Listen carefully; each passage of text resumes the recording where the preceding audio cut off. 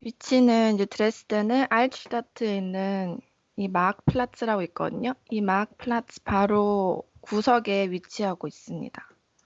그래서 건축가는 요한 게org 슈미트, 크리스티안 프리드리히 엑스너, 고ttlob 아우구스트 헐zer 이렇게 세 분이시고요. 바우차이트는 이제 1764년에서 1800년 그리고 복원한 건축가는 쉴링하고 그랩나고 레컨스트럭치온스파제는 1897년에서 1900년 그리고 면적은 2500제곱미터 이렇게 됩니다. 이제 이 크로이츠키르헤는 여러 번의 화재와 전쟁으로 재건의 과정을 거치게 되는데요.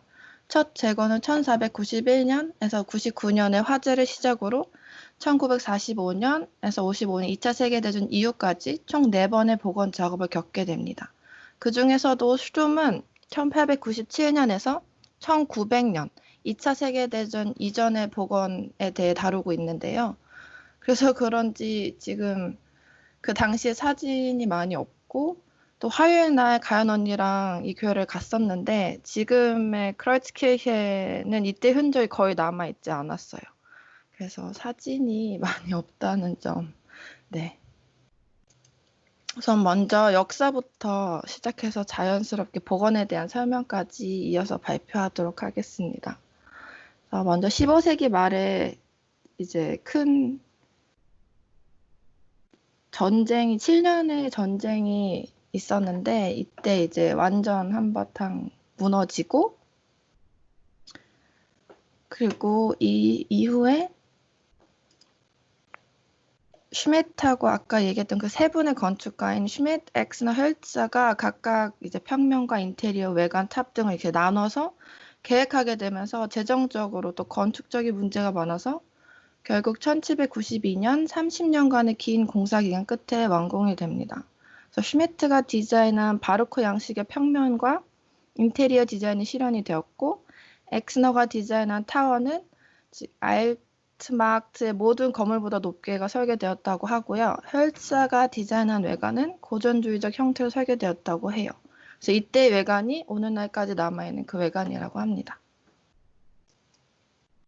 그리고 나서 또 1897년에 엄청 큰 화재로 교회가 심하게 훼손되는데 이때 다행히도 외관은 많이 남아서 많이 훼손되지 않았다고 해요. 그래서 이때 화재 이후에 이제 슐링과 그레브나가 교회 내부 복원을 맡게 됩니다. 그래서 크로이츠키르헤 내부가 완전히 파괴되었었는데 이때 이제 역사적 복원 차원에서 고딕 양식의 예전 형태로 완전히 복원할 수 있는 기회로 여겨질 수도 있었는데 슐링과 그레브나는 그 대신에 아방가르든 유겐스틸 그러니까 아방가르드한 아르누보 스타일을 선택했다고 해요. 그래서 완전히 새롭고 순전한 아르누보 스타일로 만든 게 아니라 파괴되기 전의 교회의 구조를 이해할 수 있도록 복원했던 것이 이 사례의 인상적인 부분이라고 합니다.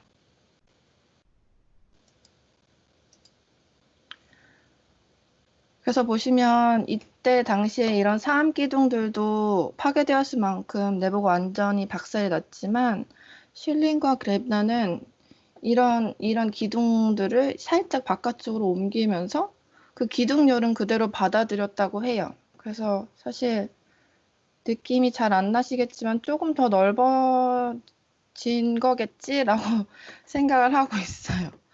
그리고 기둥들은 이제 티트레가랑 모니에르의 새로운 콘크리트를 사용해서 지어졌고 지붕에 이제 철 트러스로 고정되었다고 합니다. 이제 이러한 현대적인 구조를 옛날 느낌을 어느 정도 살리기 위해서 석고층으로 덮었다고 해요. 그리고 이런 덩굴잎과 이런 거대한 장식물들은 캠퍼존이라고 해서 이런 부주두에서 이렇게 자라나서 아치 부분에 이렇게 펼쳐져 있다라고 설명을 하더라고요. 그리고 기둥이나 돔 구조, 그리고 엠포건 라이언이라고 약간 여기 옆에 있는 갤러리들 같은 공간 구조들은 이전의 바로크 양식의 교회 구조와 동일하게 유지해야 했다고 합니다.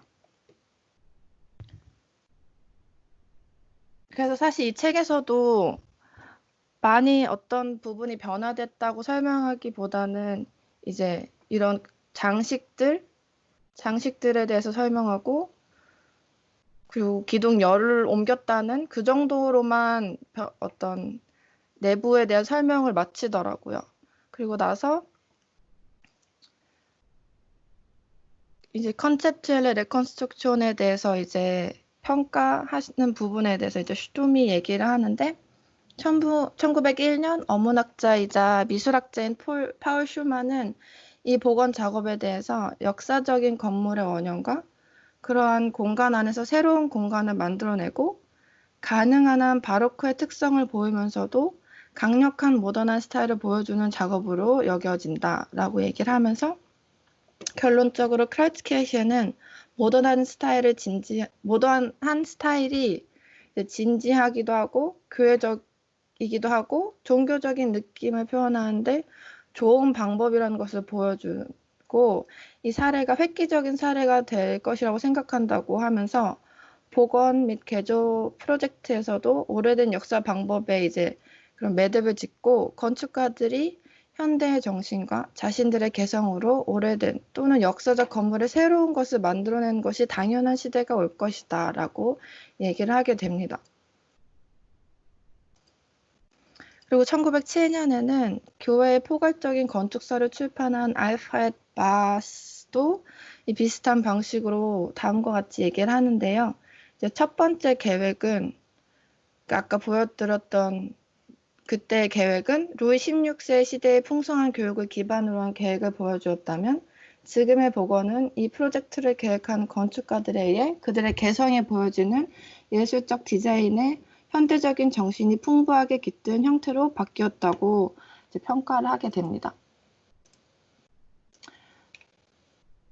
또 완공 후 어느 정도 시간이 지나고 나서 Sächsische Kunsthistoriker 그리고 덱마플레가인 코넬리우스 고얼릿이 이제 장식에 대해서는 과하다고 좀 평가를 했지만 그에게는 이 복원이 시대에 맞으면서도 역사적 형태와 조화를 이루는 형태를 띠고 있기 때문에 시대성을 나타내는 성공적인 복원으로 평가되어진다고 그렇게 얘기를 합니다.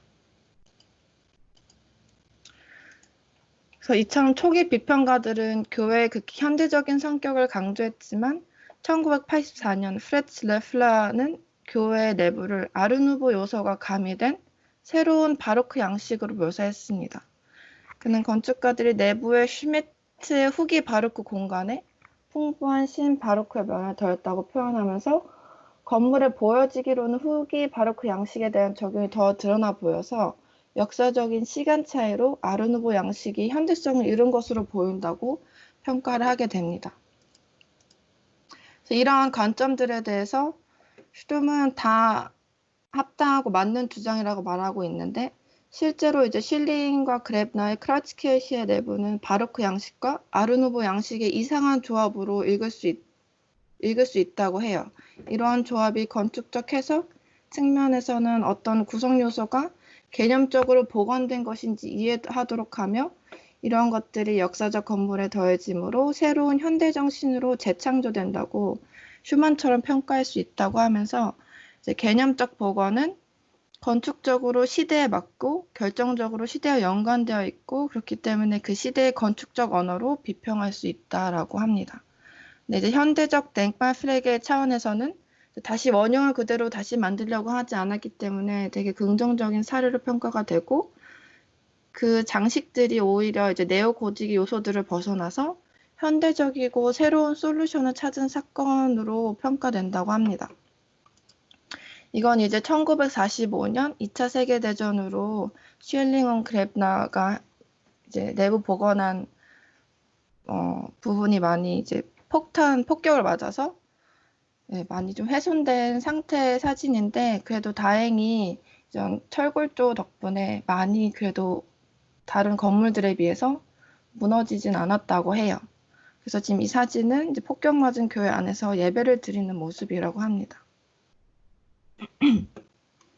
그리고 이제 1955년까지 이제 프레츠 슈트라이트너가 이제 폭격에 파괴된 내부를 다시 복원을 했는데 이 복원 또한 개념적 복원으로 분류될 수 있다고 합니다.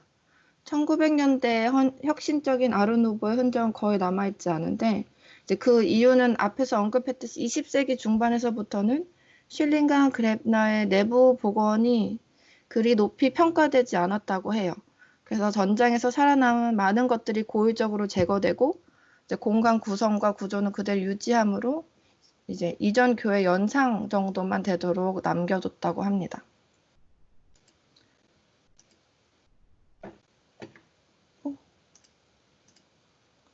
네, 이게 이제 내부 모습인데 보시면 남아있는 부분이 많이 없어요. 여기 이 부분이랑 이런 기둥 밑에 이런 기초 부분만 조금 남아있고 나머지는 네, 골조 이런 구조만 남겨놓은 상태로 거의 뿜칠해놓은 느낌이더라고요. 실제로 가니까.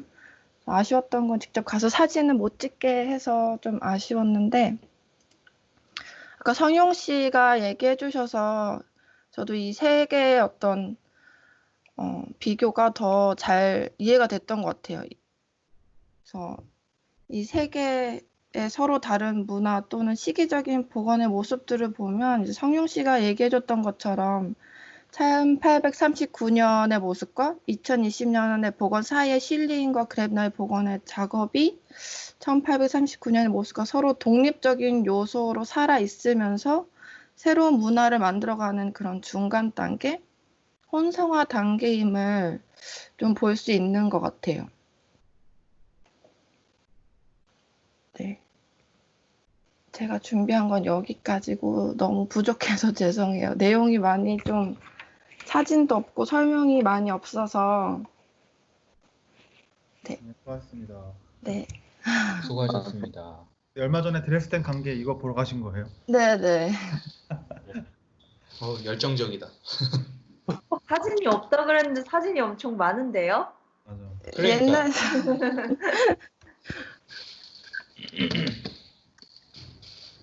근데 현대에 복원된 거는 폭격을 맞아갖고 위쪽에 있던 그 장식 같은 거, 넝쿨 이런 것들을 전부 다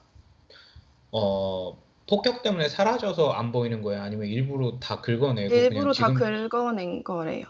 그것까지도 네. 장식도 이제 나중에 후기 이제 좀 현대로 오면서 이 복원된 내용에 대해서 슐링과 그랩너가 복원한 내용에 대해서 평가가 좋지 않았다고 해요. 조금 과하다.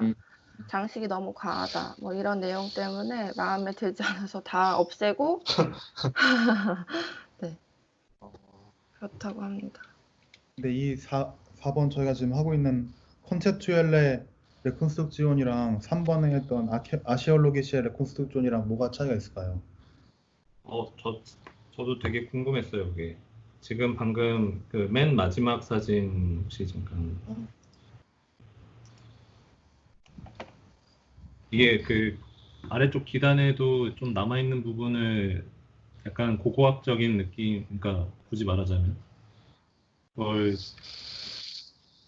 남겨놓은 것이 되게 제가 전에 발표했던 거에 그 약간 이미지가 떠올라서 계속.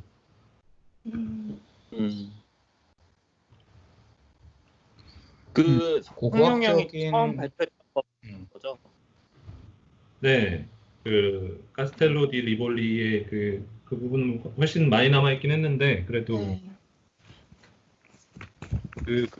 저는 말씀하세요.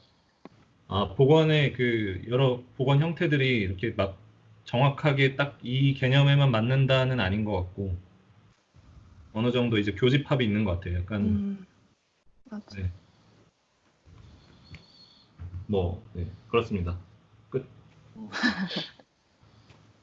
저는 플라워 앤 kit이 그거 조사하면서 성룡 형이 발표했던 그거가 과연 그 아케올로기시아 리콘스트럭션이 좀 적합하지 않은 것 같다고 생각 들었거든요. 왜냐하면 그 플라워 앤 kit이 이제 무너졌을 때 이제 복원하는 과정에서 뭐 예를 들어서 돌 하나하나 뭐 번호를 매겨서 이걸 전부 다 이제 최대한 복원하려고 했다고 나와 있거든요.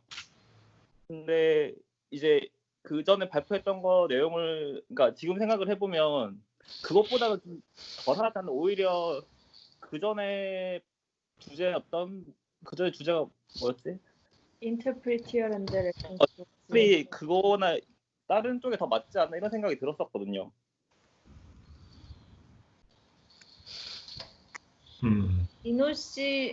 이노님이 하는 얘기에 좀 더 보충하자면 그때 이제 같이 그거를 좀 준비를 하면서 그날 발표를 저도 그 프라운키르헤에 대해서 이렇게 좀 내용을 같이 들었는데 그러니까 그 프라운키르헤 이제 스툼 저자도 굉장히 자세하게 서술을 해놨더라고요. 이 프라운키르헤가 무너져서 그거에 나온 잔해들을 어떻게 하나하나 다 진짜 고고학적인 무슨 발굴 조사를 하듯이 그렇게 유적을 캐내듯이 그렇게 하나씩 다 뭐 그 엘레멘트들을 다 조사하고 기록하고 그거를 결국 다시 복원에 사용하고 이러한 과정들이 굉장히 상세하게 서술이 돼 있어서 저희가 좀 그 뭔가 그 고고학적 복원이라는 그 큰 주제에 훨씬 더 쉽게 이해를 할 수 있었던 것 같은데 그 전에 이제 저희가 발표를 들었던 그 카스텔로 디 리볼리는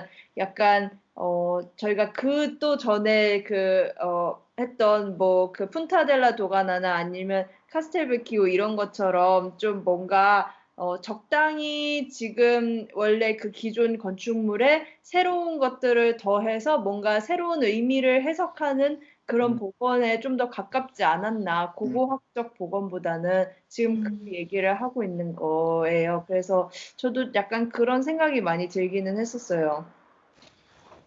고고학적이란 거는 좀 개념적이라기보다는 진짜 기계적으로 이제 한다는 그런 의미죠. 그렇게 이해. 네, 좀 더 테크니컬하고 좀 그런 의미를 많이 가지고 있었던 것 같아요. 그렇네. 저 제안을 한 가지 하자면 혹시 한번 그 4개 지금까지 저희가 한 게 4개잖아요. 복원 개념이. 네.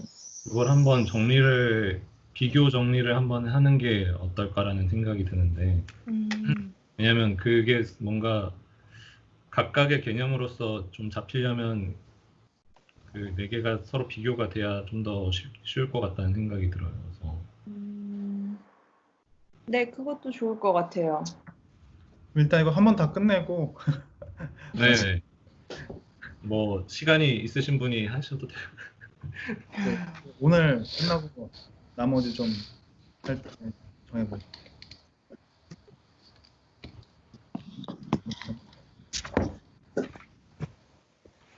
근데 그 아까 저 궁금한 게 이 두 번째 그러니까 슐링인가 그 사람이 그랩너가 네. 중간에 1900년도에 복원할 때 네오고딕의 양식을 따르지 않고 이들만의 당대 현대의 방식으로 해석한 부분이 뭐라고 했죠 여기서?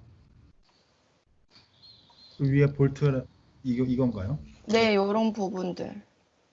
갤러리는 아니고. 갤러리에 대해서는 최대한 그때 느낌을 살리라고 되어 있었다라고만 되어 있거든요. 거기 책에서는. 근데 주로 장식이나 이런 부분들에 대해서 지금 얘기를 하는 것 같았어요. 아, 당시 아르누보 그쪽으로. 네, 아르누보 쪽으로.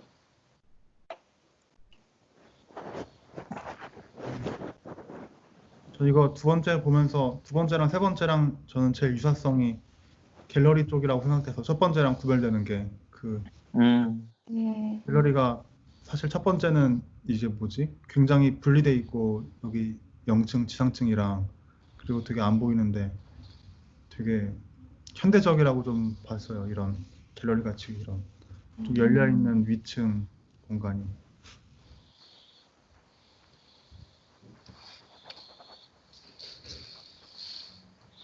평면은 없죠 이거. 어떤 거요? 평면. 네, 평면이 없어요. 그런데 여기서 그 크로이츠 키르셰잖아요. 네. 그러면 이름이 그러니까 크로이츠 키르셰면 그 종교랑은 상관없는 이름인 거죠? 종교랑 상관이 있는 것 같아요. 아 그래요? 네. 그러면 그게 십자가. 그게 아니라 제가 그 프라우엔 키르셰는 그걸 이제 개신교에서 쓰더라고요. 네, 여기도 개신교인 걸로 알고 있어요. 아 그러면 제일 첫 번째 지어진 것도 개신교. 네. 아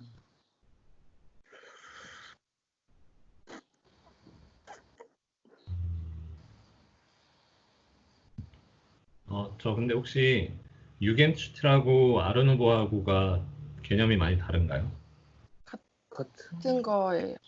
그러면은 그 슈툼은 책에서 아르누보라고 하나요? 유겐슈트? 아니 유겐슈텔이라고 하는데 아, 그냥 아르누보라고 제가 네.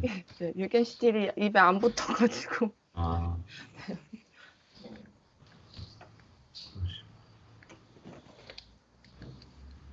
음.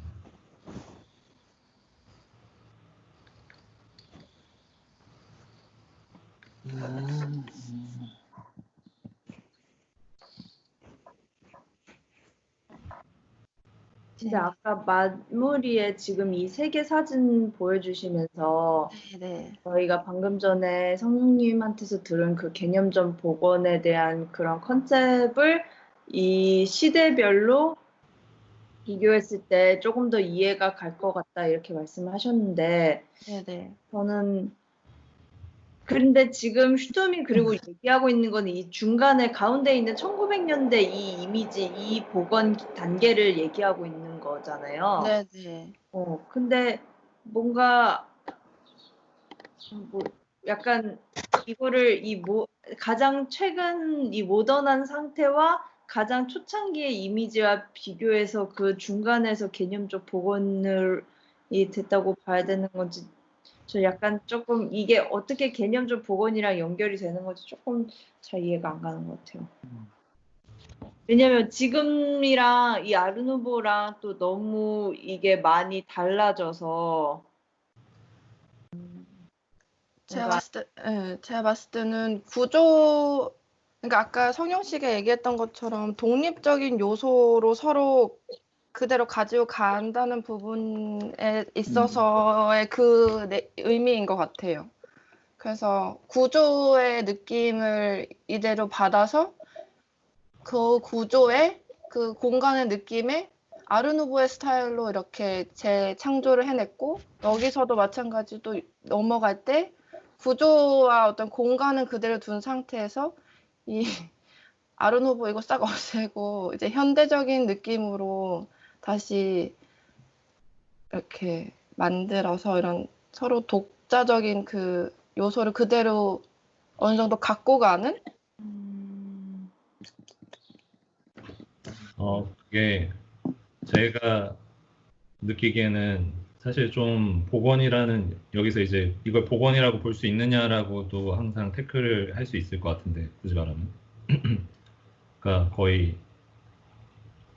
그 공간만 남기고 워낙 다양한 요소들을 많이 배제를 해서 그래서 이제 그 원본이 뭐 앞에 그 1800년대나 1900년대의 그런 것들이고 번역본이 2020년이라고 한다면 이제 굳이 말하자면 의역을 많이 한 것 같은 그러니까 원본을 이렇게 충실하게 정말 카피하듯이 하는 번역이 있고 그것이 이제 좀 더 옛날의 번역의 개념이었다면 아까 호미바바는 약간 좀 더 그 문화의 배경 혹은 시대적 배경에 맞춰서 의역하는 그러니까 아예 하나의 작품으로서 의역하는 걸 좀 더 요구를 했던 게 아닌가라는 생각을 합니다.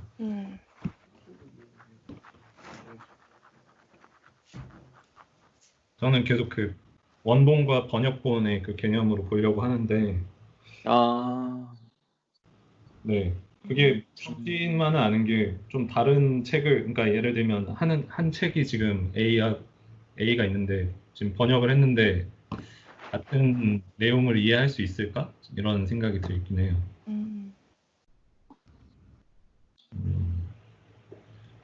아무튼 개념적으로는 그런 개념인 것 같아요. 그 바바가 했던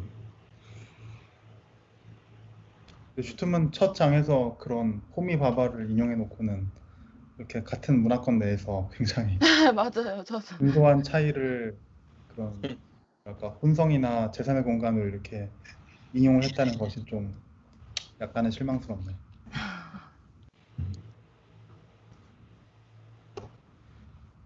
사실 되게 셌잖아요. 그 처음에 그 도입 호미바바의 그 문화의 위치 그 도입부가 근데 저희가 잘 이해를 못하는 건지 모르겠지만 아까 네.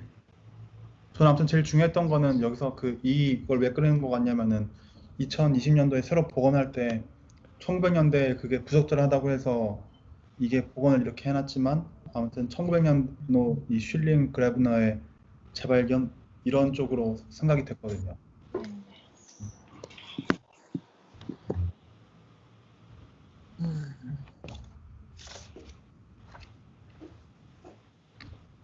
그리고 갑자기 지금 생각 들었는데 만약 이 아르누보가 없었으면 그 슐링 앤 그랩너 스타일이 없었으면 오늘날에 이렇게 뭔가 장식적인 요소를 배제한 스타일이 결과론적으로 나오지 않았을 것 같아요. 이게 너무 과하다고 생각을 해서 아 그럼 이렇게 하지 말고 반대적인 제스처를 취하자 해가지고 오늘날 이게 됐기 때문에 이 과정이 꼭 필요했구나라는 생각이 갑자기 드네요. 맞아. 그러니까 결국에는 슈툼이 말하고자 하는 거는 현대 2020년도에 복원된 이 모습을 설명하고자 앞에 두 개를 이용한 건가요? 어떻게 논조가 그건가? 저 약간 네 그렇게 느껴져요. 저는 읽으면서 이 복원에 대해서 되게 비판이 나중에 되게 많았었구나. 이 비판에 대해서 약간 결코 비판받을 그런 게 아니다라고 얘기를 하고 싶어 하는 것 같았어요. 제가 느끼기에. 네. 어떤 개념적 복원에 기초해서 봤을 때는 이게 충분히 가치 있는 복원이었다라고 얘기를 하고자 했던 것 같아요.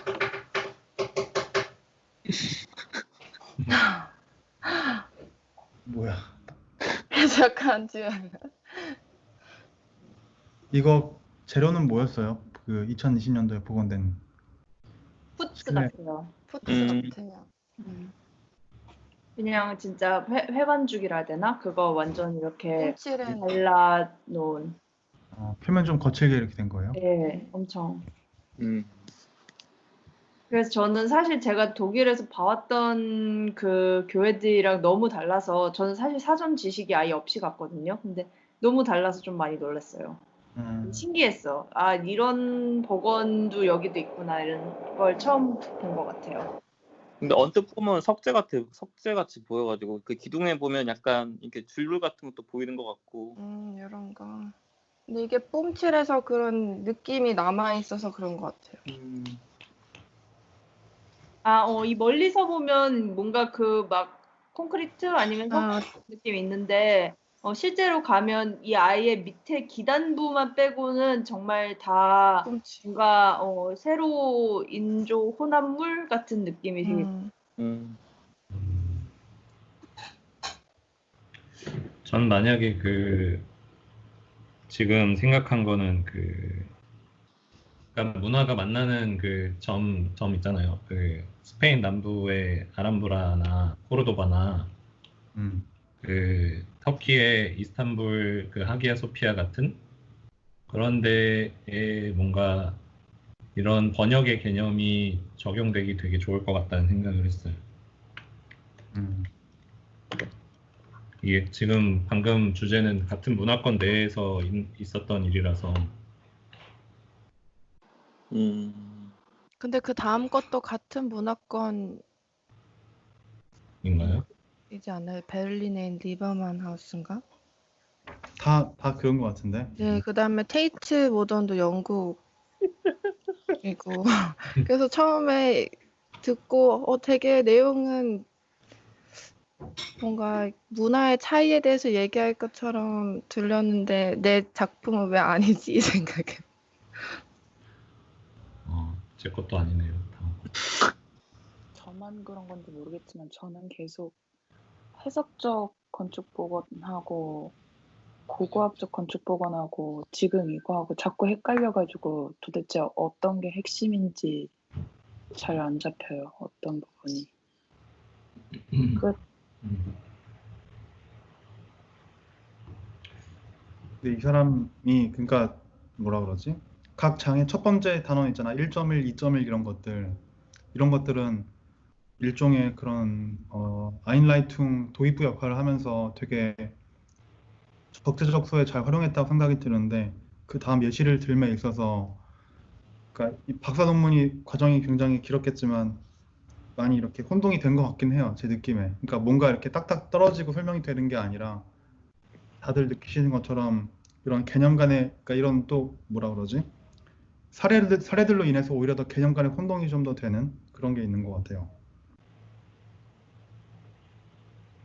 각 장의 이론들만 봤을 때는 그래도 뭘 말하는고자 하는가 이게 좀 어렵긴 해도 이게 좀 차이점이나 다른 혹은 특징적인 면들이 있었는데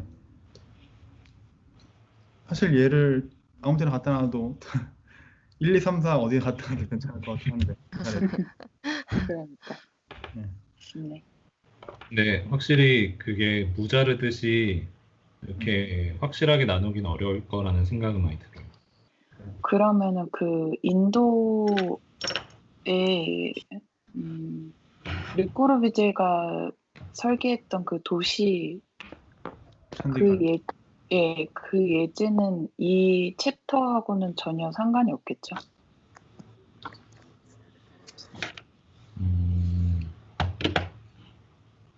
전혀 네, 상관이 그거는 아마 식민주의 식민주의. 근데 그렇죠. 식민주의가 제가 정말 짧게 그냥 하나만 일본이 그 유럽 양식 건축을 받아온 다음에 우리나라에다가 지었잖아요. 식민지 시대 때. 그런 것하고도 연결을 할 수 있다는 생각을 계속 했어요.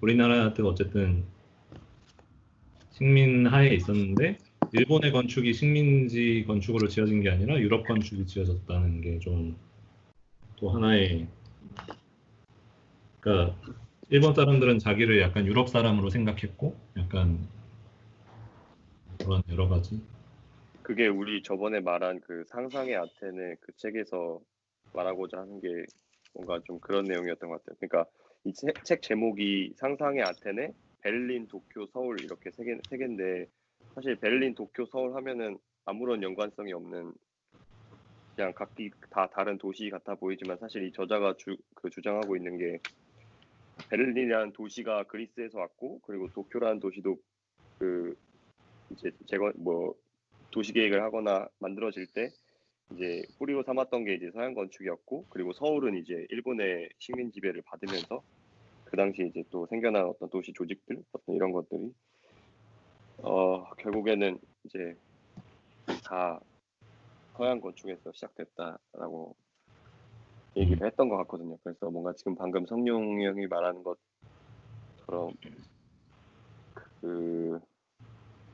성룡 형이 말하는 걸 듣고 이제 생각이 났어요. 이 책이. 네. 찬디가르도 아까 말한 것처럼 완전히 서양 양식으로 한 거잖아요. 그 브루탈리즘 식으로. 사실 인도 건축이라는 느낌보다는 그냥 꼬르비제 자신의 스타일을 거기에 놨다는 느낌이 굉장히 강했거든요. 그 현재다. 그래서 여기서 말하는 그런 문화적인 우월성에 반대되는 아무튼 그런 내용과는 좀 다른 것 같아요. 여기는 좀 문화적인 혹은 양식적인 시대적인 이런 우월성이 없다고 좀 보는 문제인 것 같은데 찬디가르 꼬르비제가 찬디가르에다가 학교를 한 거 아니에요? 그때 그렇죠. 저도 잘 모르는데 그 찬디가르 그 프로젝트에 대해서 그게 약간 도시 스케일로도 꼬르비제가 설계를 한 건가요? 도시 계획을 다 한 거죠 거기서. 아 그렇구나. 학교만 지은 줄 알았네. 그래서 도시 자체가 아마 유네스코 유산이 됐을 거예요 그게. 맞을 겁니다.